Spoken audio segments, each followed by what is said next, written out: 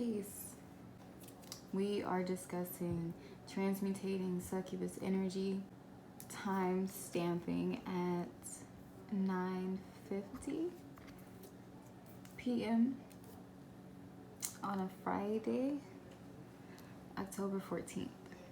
The first thing we're going to get into is the power of your sexual energy and power of sexual energy. That's your creative energy. That is your life force. Sexual energy is not something that is just loosely shared. This is a duty of us, divine feminine, us women, to know that it's in the power of our hands to give that energy to someone, or to keep it to ourselves and transmute it and use it within exerting your sexual energy in different ways, you know. And I also was talking about this in my video. This was like one of the first videos I put out on my YouTube, so it's just interesting how I wanted to do it this way again. And this is the topic about succubus energy, because we are in said Libra season right now, and you know, a part of weighing the scales is understanding how you're contributing to exerting succubus energy, or how you're contributing to transmutating it and creating greatness and creating life and just power through your creations, you know, instead of taking from another source, essentially, because that's what the succubus does. It's succubus sucks the life force out of others. And oftentimes when women have that succubus energy, it is sucking the life force out of men, you know, the men that they're with. So that's something to be aware of, and something to not want to be a reality, because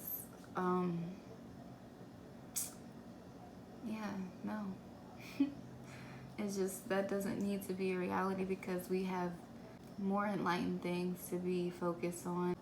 I also wanted to talk about the difference between sensual and sexual energy. Sexuality also includes physical intimacy, such as intercourse, as well as self-image, self-esteem, body image, and one's own concepts of love. Sensuality means relating to the body and the senses, right? So a woman can be sensual and powerful and uplifted in that way, and instead of being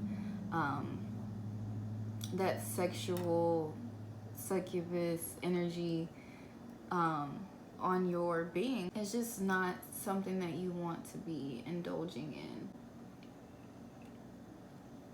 I wrote down some notes. So I said, exerting sexual energy on creations and movement is healthy versus having sex and carnal energy. So what that means basically is you can take breaks for yourself and to really hone in on your creations, and really hone in on your projects, and really hone in on your studies, and not give yourself away, but to be in that incubator energy and really just give your all to God and self, and that thing that you're accomplishing and you're working towards, you know. That's a beautiful way to transmutate that succubus energy, because if not, you could end up having that, you know, all that energy inside of you, wanting to be having lots of sex, or just like having sex with people that you know it's not who you want to be with, or whatever the case is. And I also wanted to get into talking about the power of the eyes, okay? Because succubus energy is 8th house Scorpio energy. And if you know about 8th house energy, you know how intense it is and how much depth it is to those placements. It's a lot of depth to those placements, just especially like Sun in the 8th house. I have Sun in the 8th house. A lot of the times I look at people and I can tell that people are either intimidated or they think I'm just trying to like read into their lives. And you have to be aware of that as a bruja, as a priest, a person that's one with self, one with the land, and in tune.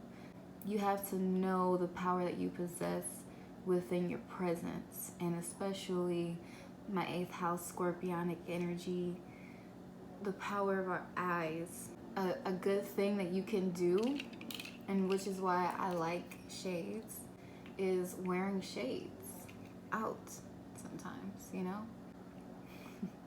This is a good way to shield yourself. We can see out, but others cannot see ends as much, which is a way of protection. Some people think that, you know, sunglasses inside and stuff is weird, but I'm wearing sunglasses. I'm wearing the glasses, okay? Okay, I wanted to get into this book that I've referenced before. It's called Heart of Tantric Sex. It's by, I think her name is Diana Richardson. I don't know. We're going to get back to that. Relaxation is the whole ambiance of Tantra. It means that when we relax down into our sexual energy, instead of building it up to a peak and then releasing it, the outcome will be more life energy and more love. In redirecting sexual energy through relaxation, we can turn it inward and upward, where it is automatically reabsorbed by the body and recirculated.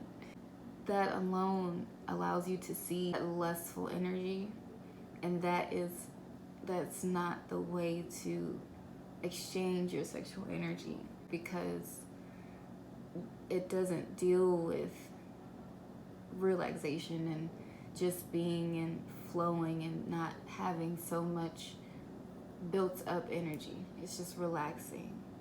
And when that succubus energy comes off and it attracts that lust, that's not what those people are looking for. Even if that is, you know, what you want, I guess, like, you know, some type of like lusty experiences and stuff like that, like whatever.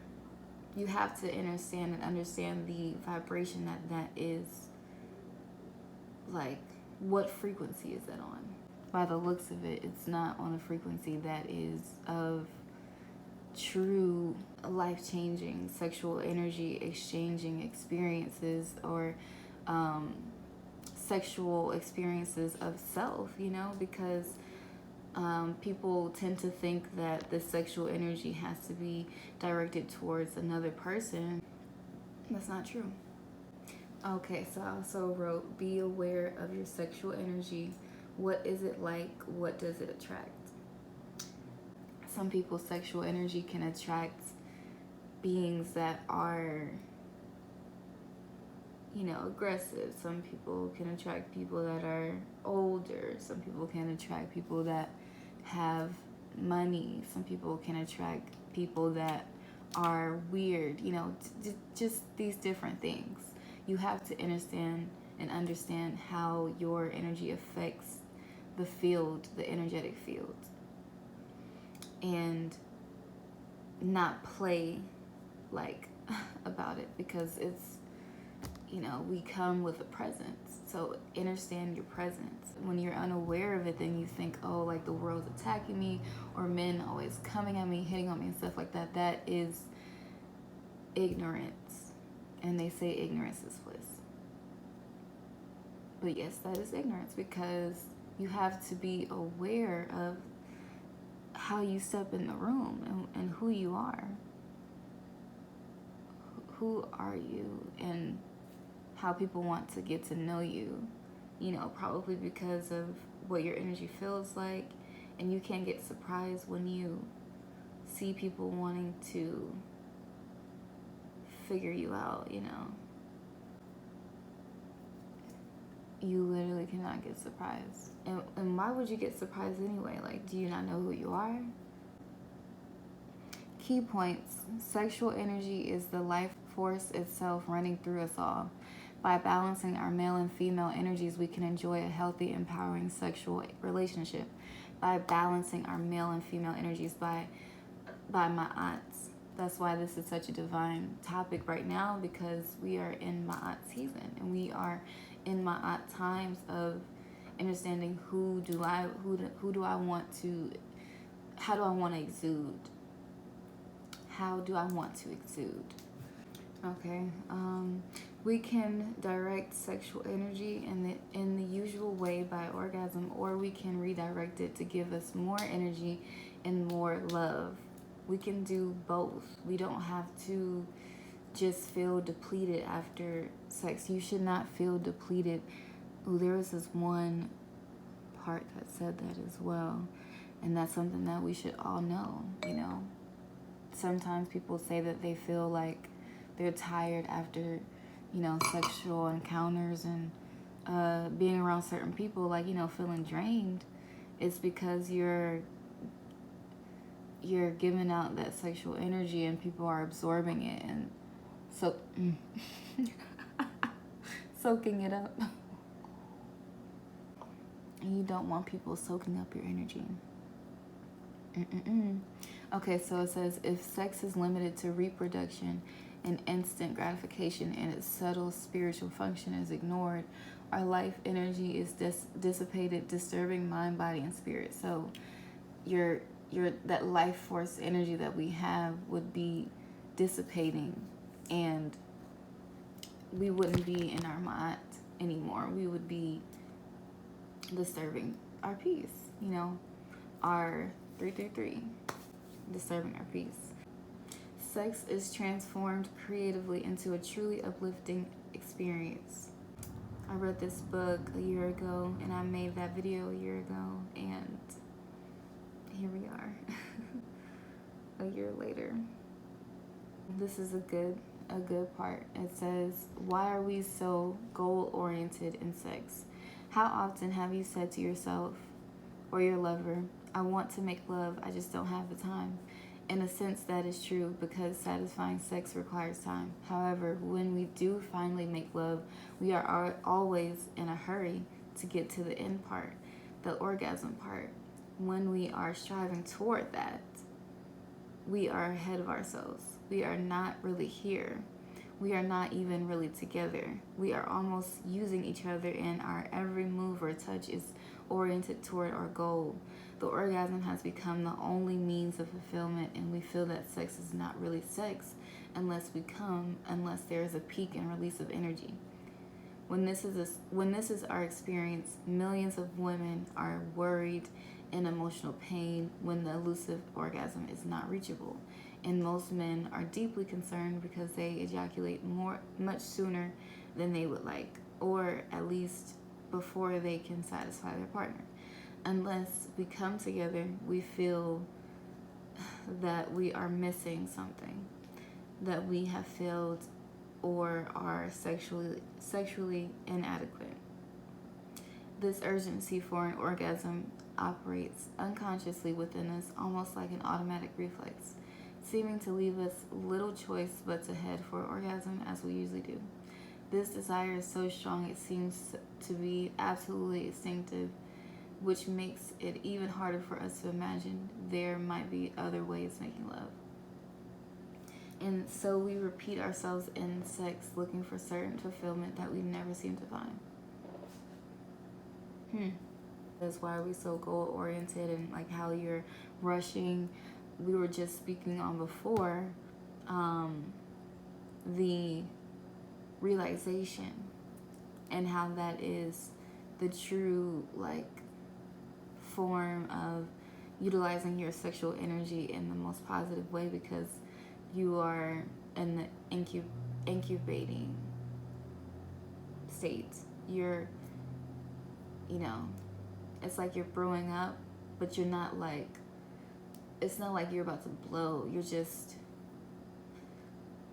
I don't know. Things are clearing out the way. It's spiral energy. Things are moving. There's movement happening. I also wanted to touch on women, the divine feminine being responsible for how a man treats you. And, you know, some women don't want to hear that and don't want to take accountability for that, but, you know, you have to. You absolutely have to. It's just going to repeat itself if you don't take accountability for how a man is treating you and how you allowed that. Be gentle with yourself, but also understand that you did allow that. Maybe a guy just wanted to have sex with you, or maybe a guy just wanted to have you as arm candy, or maybe a guy just wanted you for a project because you looked good, or he just wanted to hang around you because you look good, or make someone, you make someone feel good so they want you around, like things like that. Like people trying to latch on to your sexual energy. You have to be accountable for that, because like I said, knowing your energy and knowing how you step into the room, you know the impact that you have, basically. It's a great thing to know the impact that you have. Some forms of examples of a modern day succubus to me would be, and this is in no way to say like it's shame or anything like that, it's just based upon what it means. You know, a succubus to me would be like a cam girl,